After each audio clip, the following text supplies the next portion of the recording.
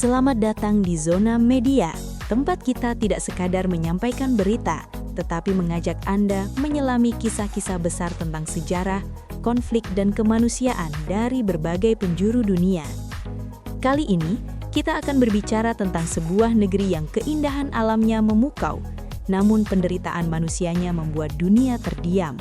Sebuah tempat yang dikenal dengan julukan kuburan para kekaisaran.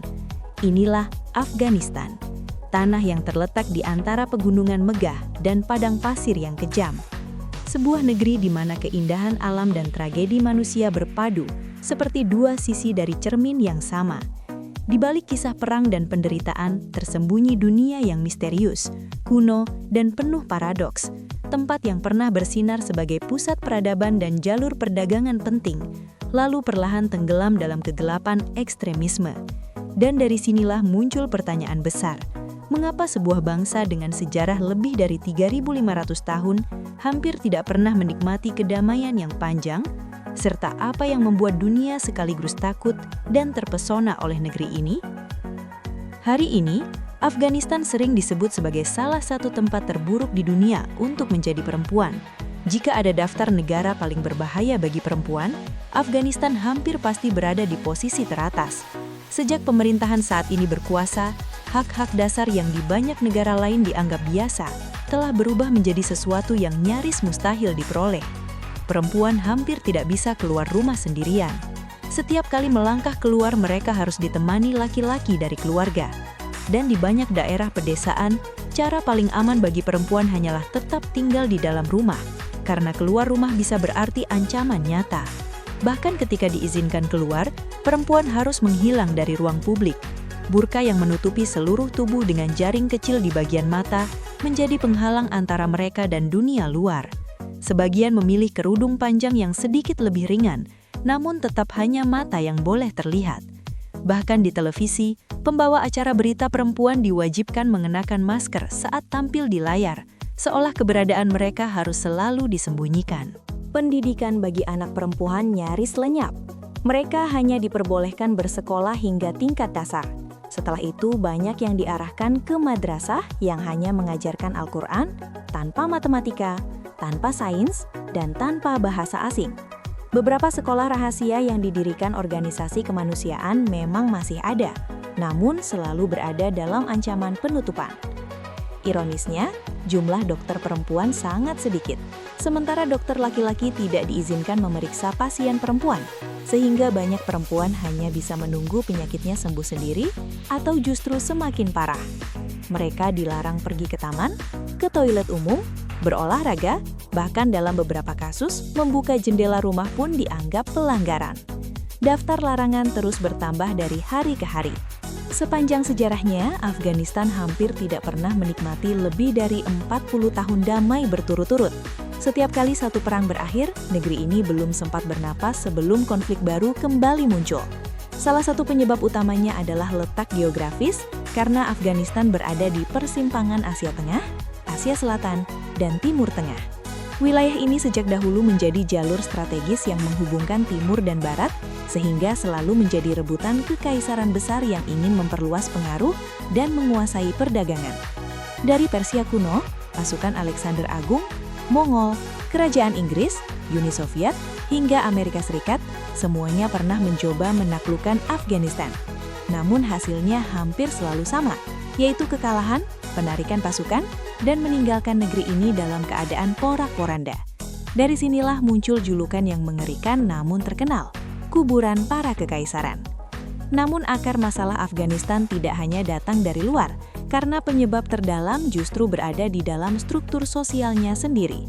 Afghanistan tidak pernah benar-benar menjadi negara yang bersatu dalam arti modern. Sejak ribuan tahun lalu, negeri ini terdiri dari ratusan suku dan kelompok etnis seperti Pashtun, Tajik, Hazara, dan Uzbek yang masing-masing memiliki wilayah, hukum, dan kepentingan sendiri.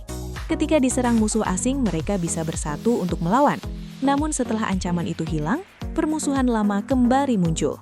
Pertanyaan tentang siapa yang berkuasa di Kabul, siapa yang mengontrol perdagangan, dan siapa yang memegang pemerintahan pusat terus memicu konflik baru, sehingga siklus penjajahan, perlawanan, kemenangan, dan perpecahan terus berulang tanpa henti. Saat ini, Afghanistan termasuk salah satu negara dengan ekonomi paling lemah di dunia. Sejak pemerintahan baru mengambil alih kekuasaan pada tahun 2021, miliaran dolar cadangan devisa dibekukan di luar negeri dan sistem keuangan hampir lumpuh total. Sebelumnya, sekitar 70 hingga 75% anggaran nasional bergantung pada bantuan internasional untuk kesehatan, pendidikan, infrastruktur, dan gaji pegawai negeri. Ketika aliran bantuan itu tiba-tiba dihentikan, ekonomi Afghanistan runtuh hanya dalam hitungan bulan. Kini negara ini bertahan dari pertanian tradisional seperti gandum dan buah-buahan. Selama bertahun-tahun, Afghanistan juga dikenal sebagai salah satu pusat produksi tanaman terlarang yang pada masa tertentu menyumbang hingga 10-15% dari produk domestik bruto. Namun, kebijakan pengawasan ketat beberapa tahun terakhir membuat sektor ini menurun tajam dan memotong pendapatan nasional secara drastis. Pada tahun 2024, produk domestik bruto Afghanistan diperkirakan hanya sekitar 19 miliar dolar dengan pendapatan per kapita sekitar 500 dolar per tahun, yang termasuk terendah di dunia. Kehidupan rakyatnya bisa digambarkan dengan dua kata, yaitu kekurangan total. Mereka tidak hanya berjuang mendapatkan makanan, tetapi juga kesulitan memperoleh air bersih dan obat-obatan. Pergi ke rumah sakit menjadi kemewahan karena obat sangat langka dan dokter sangat sedikit, sehingga orang harus mengantre sepanjang hari untuk berobat. Tingkat gizi buruk anak-anak mencapai level berbahaya. Dan menurut PBG, hampir 2/3 populasi Afghanistan akan membutuhkan bantuan kemanusiaan. Di jalan-jalan Kabul dan Herat, pemandangan pria duduk sejak pagi menunggu pekerjaan sudah menjadi hal biasa. Mereka bekerja sebagai buruh harian dengan upah setengah hingga $1 per hari jika beruntung. Banyak anak terpaksa putus sekolah untuk membantu keluarga, dan anak-anak berusia 6 atau 7 tahun sudah bekerja mengumpulkan botol bekas, menyemir sepatu, mencuci mobil, atau mengemis di jalanan. Korupsi memperparah seluruh kondisi ini. Selama bertahun-tahun, Afghanistan hampir selalu masuk daftar negara paling korup di dunia. Korupsi tidak hanya terjadi di tingkat atas, tetapi hadir di mana-mana, mulai dari kantor pemerintahan, pos polisi, hingga sekolah. Uang pelicin telah menjadi bahasa sosial sehari-hari karena ingin aman harus membayar, ingin pekerjaan harus membayar, dan ingin keadilan pun harus membayar. Ketika pemerintahan baru berjanji memberantas korupsi, sebagian praktik lama memang berkurang, namun bentuk-bentuk baru yang lebih tersembunyi sebira muncul. Sedikit yang diketahui banyak orang bahwa Kabul, ibu kota Afghanistan, telah berusia lebih dari 3.500 tahun, bahkan lebih tua dari London atau Paris. Kota ini pernah menjadi titik pertemuan penting di jalur sutra, tempat para pedagang dari Persia, India, Tiongkok, dan Mediterania bertukar barang dan budaya. Sepanjang sejarah, Kabul berada di bawah kekuasaan hampir semua kekaisaran besar yang pernah ada, sehingga menjadikannya mozaik peradaban yang unik. Namun selama abad ke-20 dan ke-21, Kabul telah hancur dan dibangun kembali setidaknya 5 kali. Meskipun demikian, di balik semua kegelapan ini masih ada secercah harapan karena Afghanistan memiliki cadangan mineral bernilai lebih dari $1 triliun, termasuk tembaga, litium, dan logam tanah jarang. Jika suatu hari sumber daya ini dapat dikelola secara damai dan transparan, maka Afghanistan mungkin memiliki kesempatan langka untuk bangkit kembali.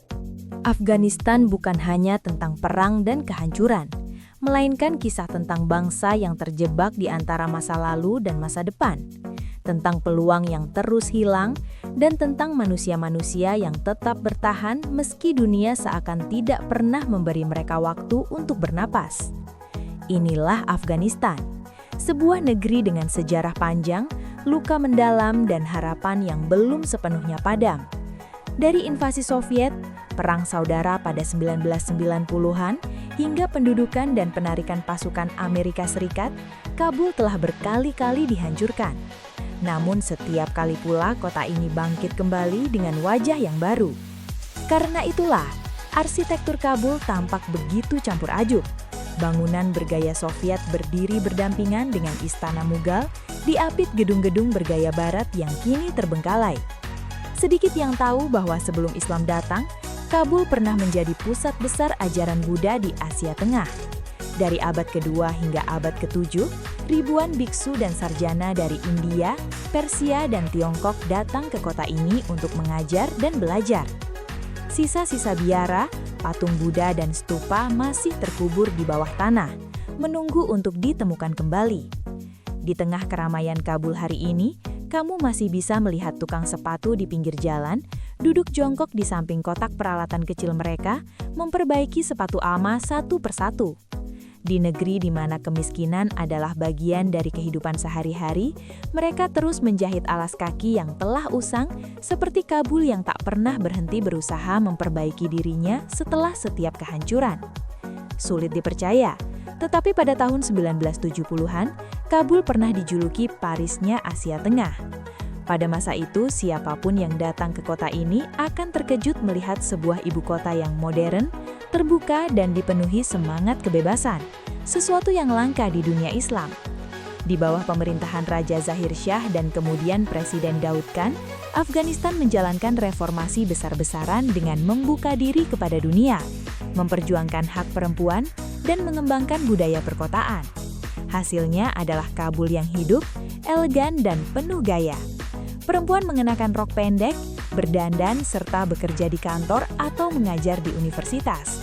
Para pria tampil rapi dengan jas, mengendarai Vespa di jalanan, sementara toko-toko memajang busana bergaya barat. Jika siang hari Kabul terasa ramai, maka malam harinya jauh lebih meriah. Kafe, bioskop, teater, dan toko buku buka hingga larut malam. Di Hotel Intercontinental, pesta koktail digelar dengan iringan musik jazz, rock, dan disco. Anggur, bir, dan whisky disajikan secara terbuka, sementara warga lokal dan wisatawan Eropa berdansa, mengobrol, dan menikmati musik bersama. Pada masa itu, Kabul menjadi salah satu perhentian utama di jalur hippie, rute wisata legendaris dari London menuju Kathmandu. Anak-anak muda barat biasanya singgah di sini untuk berpesta sebelum melanjutkan perjalanan. Inilah juga masa keemasan musik Afghanistan. Ketika penyanyi perempuan tampil bebas di panggung, band lokal memadukan musik tradisional dengan pop, serta film dan puisi dipentaskan hampir setiap malam di teater-teater besar. Kini semua itu tinggal kenangan. Setelah pukul 8 malam, Kabul berubah sunyi.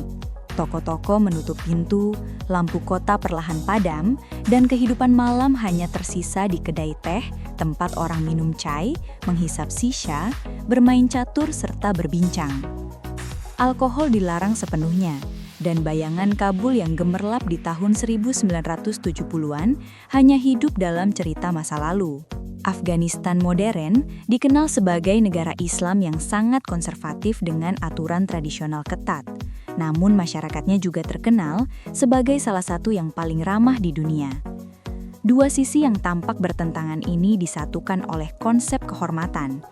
Begitu memasuki rumah orang Afghanistan, menolak jamuan hampir mustahil, karena melayani tamu adalah kebanggaan. Makan dilakukan bersama di atas karpet dari satu nampan besar menggunakan tangan kanan, sementara menyentuh makanan dengan tangan kiri dianggap tidak sopan. Sikap terhadap perempuan dijaga sangat ketat. Menatap, berbicara, atau memotret perempuan asing bisa dianggap melanggar kehormatan. Bahkan menanyakan perempuan dalam keluarga orang lain dapat terasa menyinggung. Fotografi pun sensitif dan selalu memerlukan izin, karena sebagian orang percaya foto tanpa izin membawa nasib buruk. Nilai kehormatan juga tercermin dalam berbagai tradisi sosial. Salah satunya adalah baca pos, praktik membesarkan anak perempuan sebagai laki-laki demi menjaga martabat keluarga yang tidak memiliki anak lelaki. Meski kelak mereka harus kembali menjalani peran sebagai perempuan saat dewasa, sebuah perubahan yang sering meninggalkan dampak psikologis. Ada pula tradisi badal, pernikahan tukar antar keluarga, serta jirga, dewan tetua suku yang menyelesaikan sengketa di luar pengadilan formal, namun sangat dihormati. Tradisi Asyar menunjukkan kuatnya solidaritas sosial, di mana seluruh desa saling membantu tanpa bayaran. Afghanistan juga dikenal sebagai negara yang paling sering mengganti bendera nasional di dunia, meski warna hitam, merah, dan hijau tetap dipertahankan. Dalam olahraga tradisional, buzkashi menjadi simbol kekuatan dan kehormatan. Sementara alam Afghanistan dikenal ekstrim dengan suhu dan topografi yang sangat kontras. Di Bamiyan ditemukan lukisan minyak tertua di dunia.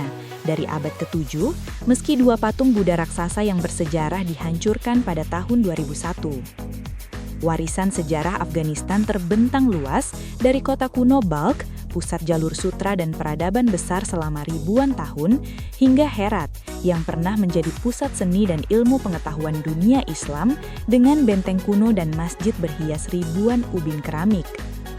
Di balik keindahan itu, Afghanistan juga menyimpan sisi misterius seperti benteng Bala Hisar di Kabul yang dipenuhi kisah penampakan, serta Minaret of Jam yang berdiri terpencil dengan legenda terowongan dan kutukan.